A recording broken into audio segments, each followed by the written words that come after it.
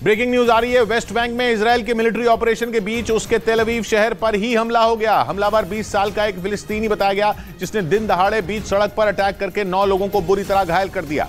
फिलिस्तीन के चरमपंथी संगठन हमास ने इस हमले की जिम्मेदारी ली है।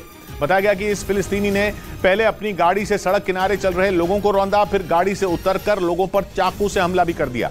राहत की बात यह रही कि हमलावर ज्यादा देर तक तेल अवीव शहर में दहशत नहीं फैला सका, क्योंकि इजराइल के एक नागरिक ने उसे गोली मार दी और हमलावर वहीं ढेर हो गया। मगर मरने से पहले तक वो अकेला फिलिस्तीनी इजराइल के तेल अवीव शहर की सड़कों पर लोगों को दहलाता रहा।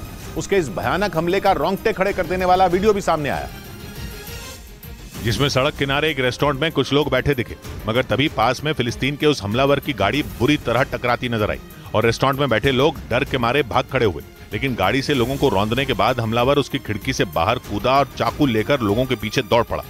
एक शख्स उसके हत्थे भी चढ़ गया। फिलिस्तीन के लड़के ने तेल अवीव शहर को निशाना बनाया, क्योंकि वो इजराइल का एक अहम और बड़ा शहर है। हालांकि वो किसी की जान नहीं ले सका, क्योंकि हमले वाली जगह पर मौजूद शख्स ने उसे पहले ही मार गिराया।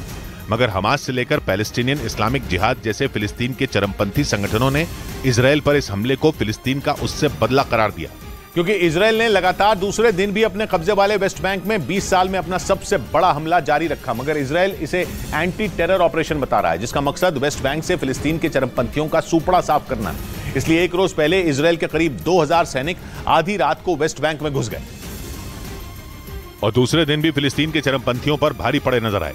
वेस्ट बैंक में इजराइल की सेना का जोरदार एक्शन देखने को मिला।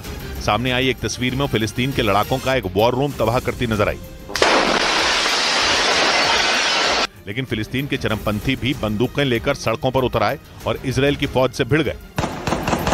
मगर इजराइल के सैनिक भी उन्हें मुंह तोड़ जवाब देते दिखे।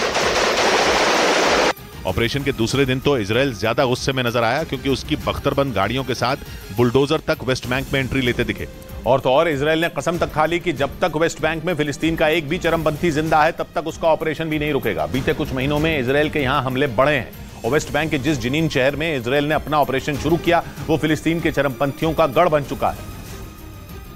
इसलिए खुद इजराइल के प्रधानमंत्री बेंजामिन नेतन्याहू ने ऐलान किया कि वेस्ट बैंक में इजराइल का ऑपरेशन तब तक जारी रहेगा जब तक जरूरत है, और इजराइल की जरूरत तब पूरी होगी जब वो वेस्ट बैंक में मौजूद फिलिस्तीन के चरमपंथियों का नामो निशान मिटाकर रख देगा। बेंजामिन नेतन्याहू ने यह दावा भी किया कि इजराइल की सेना वेस्ट बैंक में उन लैबों को भी तबाह कर रही है जहां से चरमपंथी इजराइल के नागरिकों पर हमले करने के लिए बारूद पहुंचाते हैं। और इजराइल के हमले में फिलिस्तीन के 10 लोगों की मौत हो गई। बताया गया कि इस वजह से 3000 फिलिस्तीनी वेस्ट बैंक से भाग खड़े हुए, क्योंकि वहां जमीन पर तो इजराइल की सेना चरमपंथियों से दो हाथ कर ही रही है, वो आसमान से भी बम बरसाने में लगी है। यही वजह रही कि इजराइल के ऑपरेशन के पहले ही दिन लोगों के मन में मौत का डर बैठ गया और हजारों फिलिस्तीनी वेस्ट बैंक छोड़कर चले गए।